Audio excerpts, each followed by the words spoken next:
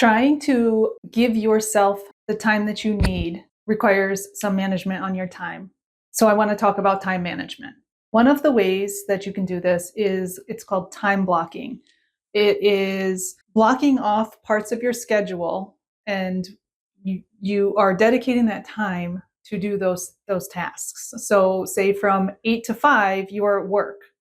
After that, you block off your time saying that at 6 to 6:30 you're going to exercise. And from 7 to 7:30 that you're going to eat dinner and prepare for the next day. So it's actually uh, putting it into your schedule prior to doing it because you know that you're going to actually do it and continue to put it in and make it a priority.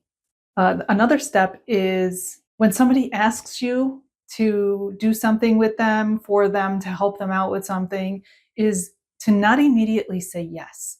Because it almost became like an immediate habit of, yeah, I would love to help you.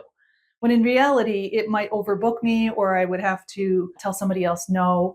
And so what I started to say was, let me check my schedule and I'll get back to you. Then I had that, I didn't have to do it in that instant. It allowed me to, one, take a look to see if I actually wanted to do it, because there were plenty of times that you really don't want to do it or you don't want to turn somebody down face to face, and it's a little bit easier over the phone or through text message. So it allows you a little bit of grace period to respond to them.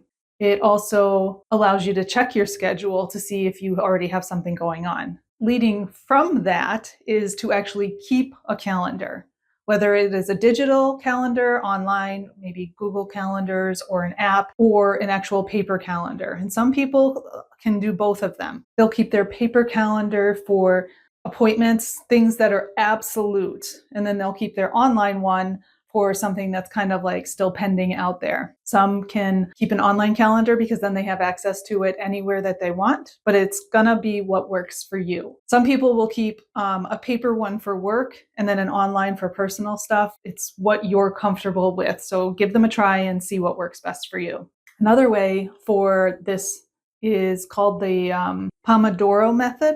And what it is you set a time, say 30 minutes, and for the first 25 minutes, you are dedicating yourself to this task. And then once that timer is up, then you can, for 5 minutes, you step away, stand up, get a little bit of exercise, do something, stare out the window, something besides what you were tasked to do. So what works sometimes is 25 to 5 minutes, possibly even 50 to 10 minutes. You're going to have to play to see what works. I can tell you sometimes I don't have the patience or mindfulness or the presence to do 50 minutes, so I will drop it down to 25 minutes. So at least you're being able to get something done. So then after that, then you just repeat it again.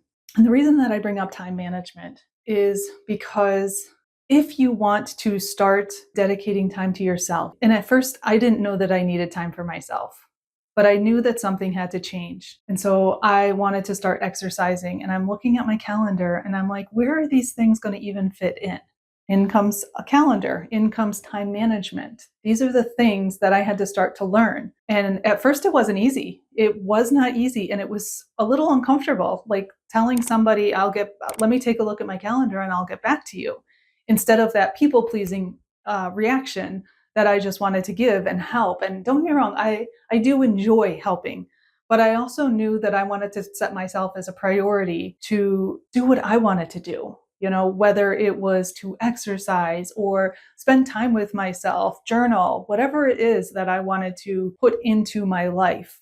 But in order to do that, I either had to look at eliminating or maybe just not saying yes right away. But I couldn't do that without knowing what my schedule was, knowing what I wanted to put as a priority, because some things are more important than others. So take a look at your life. Look at what you are putting priorities on. What are you putting an importance on?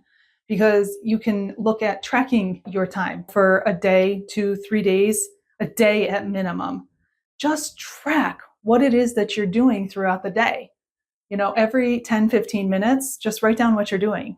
It is a tedious task, but you can really start to see where your time is going. I know for me, I love watching YouTube videos. I know a lot of people do social media or they'll play games, but you don't actually see how much of a time suck that is until you're actually tracking it to see where you're putting these efforts. And they are efforts and they are an importance in your life. But if you want to change those priorities, then you're going to have to replace it with something else.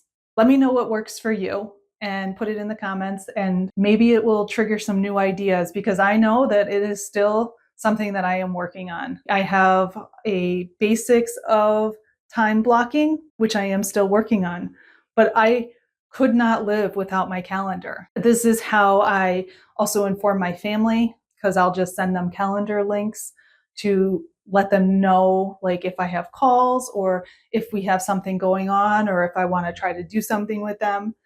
It's a way to connect. So what are your time management skills? What works for you?